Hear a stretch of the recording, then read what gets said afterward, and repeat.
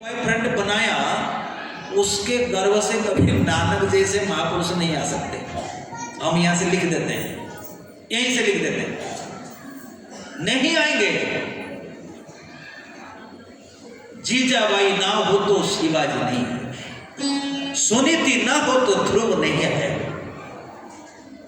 देवकी ना हो तो कृष्ण नहीं है, कौशल्या नहीं हो तो राम नहीं है ना?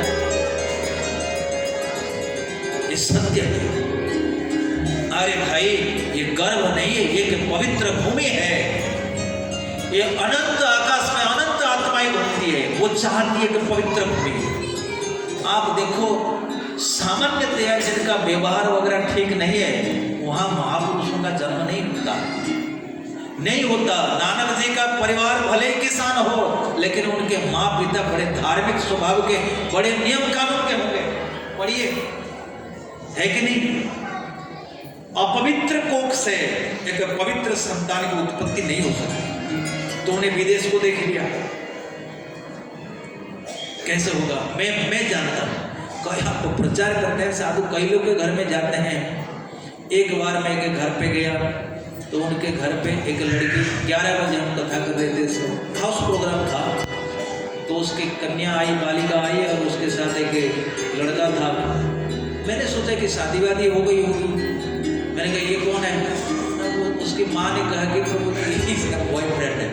मैंने कहा ठीक है जी, ना लेना ना देना मगर ना हमको क्या लेना देना है।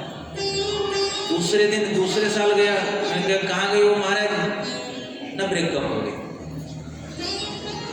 अच्छा ठीक है, मैंने कहा और फिर जुड़ेगा, फिर ब्रेकअप। अच्छा कितने टेस्ट आप करेंगे? ये कितनी गलत परंपरा देखिए। और वो युवक, वो युवती कभी भी जीवन में सुखी नहीं। वसुदेव ने देवकी को, देवकी ने वसुदेव को ऐसे टेस्ट नहीं किया। पिता माता ने धर्मों को साक्षी रख के विवाह कराया। हमारे आपका जब विवाह हुआ, आपकी गर्लफ्रेंड थी क्या? अब पिता माता ने तो कराया होगा ना। आप सुखी है कि नहीं है? ना दुखी है? नहीं, कुछ भी हो जाए, नियम तो नियम है, सच्चाई तो सच्चाई है। हाँ, जो बात कही जा रही है, आप इसको सेंटिमेंट, मैं कहता हूँ इसको ना खारिज करो ना एक्सेप्ट करो, आप इसको तोलो, विचार करो, हमसे कन्वर्सेशन करो, चर्चा करो, इधर भी हाँ प्रश्न पूछो। इसलिए ये सब बातों को समझ लेना चाहिए। तो वेदव्यास महाराज जी के मन में दुख हुआ, बहुत शोक हुआ, तो शोकाविष्ट हो गए, दुखी हो गए। और वेदव्यास महाराज जी का जो भाव था वो, हाँ मैं इसलिए कह रहा था, वो स्त्री वाला जो है कमेंट है, भाई उपनयन संस्कार के बिना वेद नहीं पढ़ा जा सकता। और जो वेदों में पढ़ोगे वही पुराण में लिखा हुआ है, उसको पढ़ लीजिए ना, उसमें क्या दिक्कत है? नहीं। एक लड़की ने तो ऐसा कमेंट किया, आपने क्यों लिखा? आप लोग धर्म के ठेकेदार हो, आप लोग। अरे मैंने कहा देवी जी ऐसा बिल्कुल नहीं है, सबके हित के लिए कहते हैं, सबके हित के लिए। आप बताओ, जो हमारे चाइना में जो सीमा है वहाँ पर -50 डिग्री है, वहाँ पर लड़कियों को भेजा जाएगा लड़ाई करने के लिए? नहीं भेजा जाएगा, संभव नहीं है। नहीं तो सब जगह में लेडीज रेजिमेंट होती बहुत ज्यादा, जेंट्स रेजिमेंट कम होता, नहीं होता ऐसा। तो वेदव्यास ने स्त्री शूद्र द्विजबंधुओं के लिए महाभारत की रचना करी, पुराणों की रचना करी। जैसे माताएं आती है, भागवत सुनेंगे, कितना अच्छा है। अब वेद हम पढ़ेंगे, देखो हम पढ़ते सुनो। सहस्र शिरेखा पुरुखा सहस्राक्ष सहस्रपा सा भूमि विश्वतो प्रत्यातिष्ठ दशाकुलम। क्या समझ में आया? कुछ नहीं समझ में आया। शृण्वन्तु विश्वे अमृतस्य पुत्राः आजे धामानि दिव्यानि तस्थो वेदाहमेन्दं पुरुषं महान्तं आदित्यवर्णः तमसा परस्तात् तमेव विदित्वा यदिवर्तुमेति हि नान्यपन्था विद्यते अयनाया। क्या समझ में आया? कुछ नहीं। भुजन्नेकर से यम सूर्य प्राजापत्य विहरस्मिन समोह तेज दत्ते रूपम कल्याणतमं दत्ते पश्यामि यो असो असो पुरुष सो अहम अस्मि। असूर्या नाम ते लोकान्धेन तमसावृताः तांस्ते प्रत्याभिगच्छन्ति एके चात्मा हनोजनाः। कुछ सुना है पर भागवत में कितना बढ़िया है, अनेक कथाएं हैं, समझाया जा रहा है। तो वेदव्यास ने सब कुछ रचना करने के बाद जब दुखी रहे, नारद जी ने कहा वेदव्यास तुम्हारा मन सुखी इसलिए नहीं है क्योंकि तुमने भगवान की भक्ति मूलक रचना नहीं करी। रचना तो की है पर आटे में नमक जैसा ही। महाभारत में भी कृष्ण लीला है, इसमें भी है उसमें भी, ऐसे ठीक नहीं किया। तो वेदव्यास ने कहा तो क्या करना चाहिए था? बोले भागवत की रचना करते।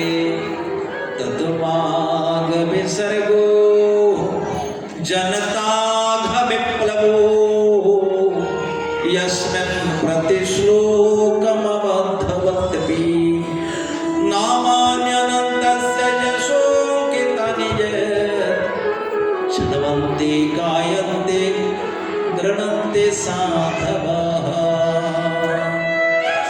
हे वेदव्यास न यद्वचः चित्रपदं हरिर्यशो जगत् पवित्रं प्रगणित कर्हिचित् ततमायसं तीर्थं सन्ति मानसा न यत्र हंसा निर्मन्ते शिक्षया। वेदव्यास भगवान की लीला, भगवान के गुणानुवर्णन के बिना किसी को शांति न मिली न मिली। तो वेदव्यास ने कहा हम कैसे लिखेंगे? बोले समाधि ना अनुस्मर तद विचेष्टितम। बोले समाधि के द्वारा भगवान के लीलाओं को देखो। समाधि माने एक ऐसी स्थिति, एक ऐसा स्तर है जहां बिल्कुल भगवान का साक्षात्कार होता है। इसलिए नारद जी ने कहा समाधि ना अनुस्मर तद विचेष्टितम। और वेदव्यास ये केवल हमको थियोरिटिकल उपदेश नहीं दे रहे, ये मैंने करके दिखाया, मैंने जीवन में अनुभव किया है। वेदव्यास ने कहा गुरुदेव आपका जीवन का इतिहास है? हाँ। बोले क्या इतिहास है? श्री नारद जी कहते हैं एकात्मजा में जननी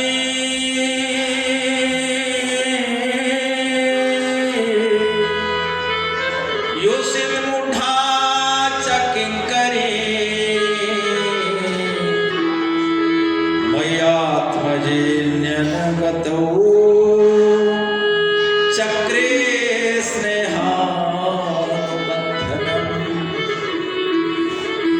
हे वेदव्यास पूर्व जन्म में मैं एक दासी पुत्र था।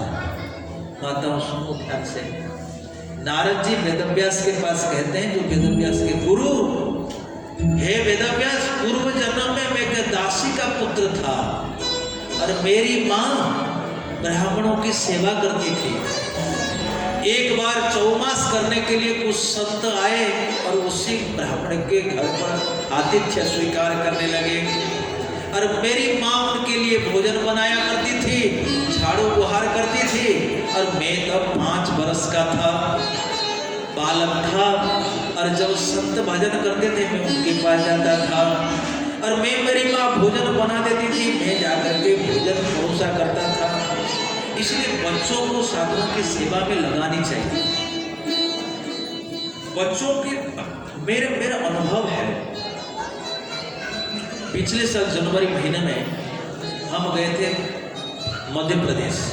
मध्य प्रदेश में एक स्थान है, उसका नाम सागर। आप लोग जानते हो सागर? कौन सागर?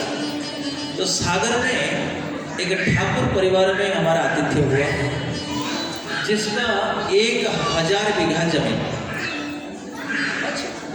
जमींदार परिवार 1000 बीघा, गाड़ियां घोड़ा बहुत है, ठाकुर जमींदार परिवार। तो हम वहां गए,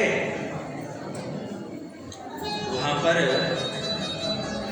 भोजन हो गया रात्रि को लगभग 9 बजे। एक 5-6 क्लास में पढ़ने वाली बालिका आई मेरे पास, तो वो हाथ में एक कटोरा लेकर के आई थी।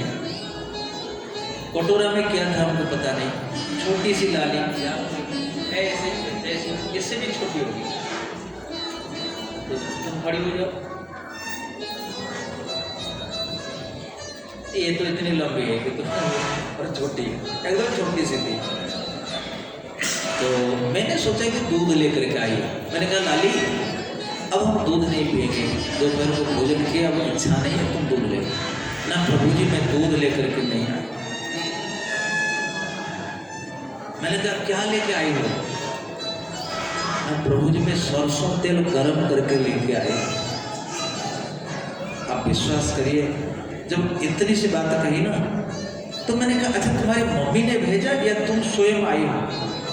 प्रभु जी मैं अपने आप आऊँ। इतनी सी बात सुनते ही हमारे नेत्र भीगे,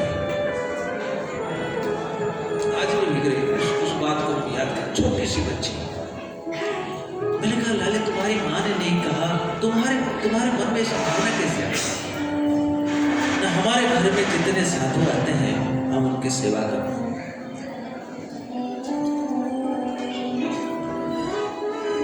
हमको लगा, आज भी अनुभव है, मैंने भगवान से निवेदन किया यदि मेरे जीवन में कोई शुभ कर्म मैंने किया है और जितना आशीर्वाद हो सकता है इसी बच्ची को मिल जाए। अंतःकरण से आशीर्वाद की एक पुकार, आशीर्वाद का एक भाव उत्पन्न हो।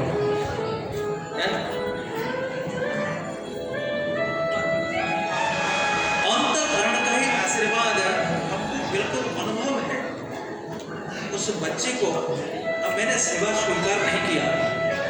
मैंने कहा नहीं बेटा तू जा, मैंने बहाना बनाया, मैं कहा नहीं हमको नींद आ रही है। उसने छोड़ा ही नहीं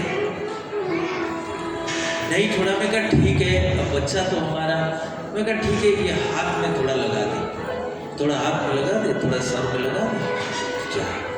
5 मिनट के लिए मैंने उसकी सेवा स्वीकार किया। आज भी संस्कारी है बच्चे, आज भी सेवा है। नारद जी 5 वर्ष के थे, भले ही दासी लेकिन संस्कारवान थे। बड़े बड़े घर की महिलाएं यदि अर्धनग्न होकर के बाजार में घूमती है उतने आदर की पात्री नहीं होती है।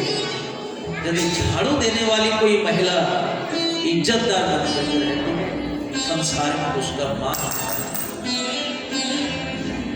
दासी का पुत्र मैं था, मेरी माँ का मैं इकलौता पुत्र, इकलौती संतान में थी, एकांत मजामे जननी। और मेरी माँ पढ़ी लिखी नहीं थी, एक स्त्री थी पढ़ी लिखी नहीं थी और दूसरे के घर में एक किंकरी थी, सेवा करती थी और मेरा पालन ठीक से नहीं कर पाती थी। एक दिन मैंने कहा माँ सभी बच्चे दूध पीते हैं, हमको थोड़ा दूध नहीं पिलाओगे? मेरी माँ मेरी माँ किसी दूसरे के यहाँ गई थी दूध लेने के लिए। सायंकाल का समय था, जब दूध लेकर के आ रही थी, उस संध्या काल में मेरे माता के चरणों में एक सांप ने डस लिया और सर्पाघात से मेरी माँ की मृत्यु हो गई। मेरा देखभाल करने वाला इस दुनिया में कोई नहीं रहा वेदव्यास। और जिसकी माँ चली गई वो ब्राह्मण परिवार मेरा पालन पोषण क्यों करेगा? नहीं करेगा।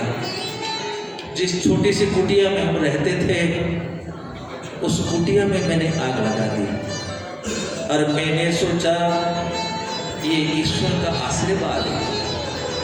मन्यमान ईश्वरस्य अनुग्रह, मैंने माना कि ये भगवान का मेरे ऊपर अनुग्रह है। माताओं यही विचार हमारे और दूसरों के विचार में अंतर है। नारद जी की मां चली गई, उसकी कुटिया जल गई, सेवा चली गई, संसार में कोई नहीं रहा। पर नारद जी कहते हैं ये तो ईश्वर की कृपा है, ऐसा भागवत में लिखा हुआ है। हम आपको पढ़ के सुना देते हैं।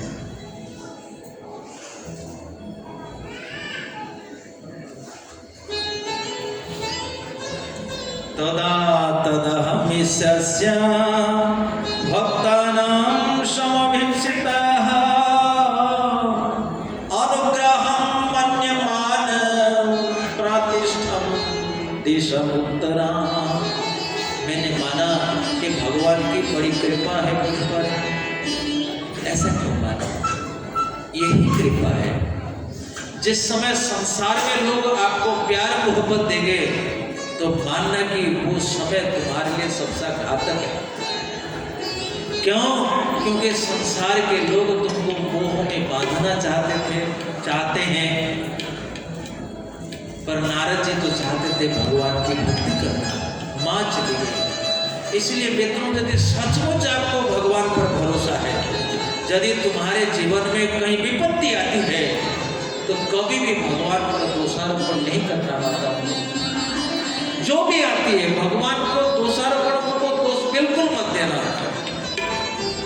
अनुग्रह मन्यमान, क्योंकि वो भक्तों का वाहित कर ही नहीं सकते। बचपन में यदि किसी में फोड़ा हुआ है, माँ चाकू लेके उसको काट देती है, वो बच्चा सोचता है कि मेरी माँ दुश्मन है। नहीं, तुम्हारी माँ तुम्हारा दुश्मन नहीं है। वो फोड़ा को वो काट रही है कि उसमें जो खून है, जो पीव है, इसके चलते जो तुमको कष्ट हो रहा है, उस कष्ट से तुमको निजात देने के लिए वो कर रही है।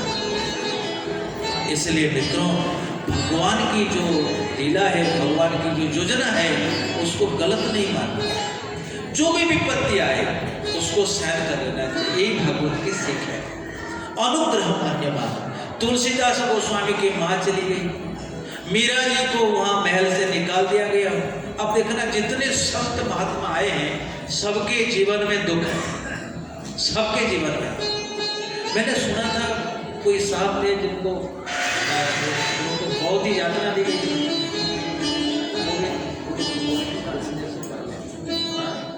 बहुत ज्यादा कष्ट दिया गया था ना। हाँ, उनको पिताजी ना बहुत कष्ट दिया गया था उनको, ना जाने कितना टॉर्चर किया गया। बोले इसको ऐसा करना, नहीं ऐसा नहीं करना।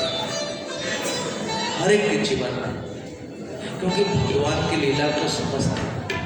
उस समय के प्रधानमंत्री थे भारत के, बंगाल के थे वो हुसैन साहब। हुसैन शाह था नवाब, उसके दरबार में के प्रधानमंत्री थे सनातन गोस्वामी।